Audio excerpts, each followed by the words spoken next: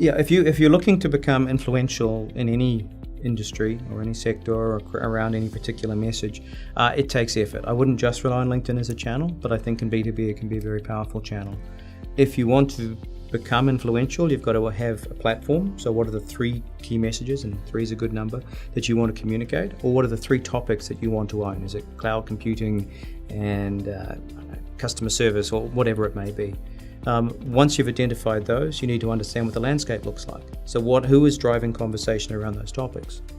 You'll need a content platform, and that could be LinkedIn using the publish feature. It could be your own blog or a company blog, but you need to be able to write or video and communicate your key message and support it. So you need to have some building blocks in place. You need a great social profile, so it needs to have good photography. It needs to be up to date and current. It needs to be written using language that your audience is going to respond to. You need to talk frequently to that group. And again, you're going to become influential not if your executive assistant or your PA does it for you, but if you're actively involved in that community.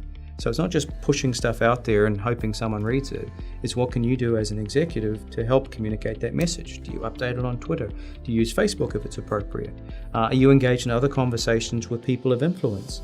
Are you commenting on their work? Are you encouraging them to comment on your work? I mean, social media is social. A lot of people forget that. But it's really, really important that you're actually playing an active role in building your own profile.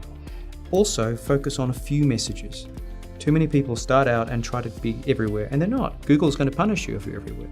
So make sure you're focused on those messages. You've got something to say. You're topical. You're not afraid to communicate. You're not afraid to engage. And that you reward other people for doing work by sharing their content, by commenting on their content and so on. Those types of things will get you down that path to influence. And that can be measured. You can certainly measure it in a relatively easy way on a base level in terms of how many followers, how many connections you're making, depending on the channel. And then you can start to look at engagement and so on. And then you've got third-party software tools like Tracker that can actually measure your ability to grow influence against a subset of other people who already have established authority.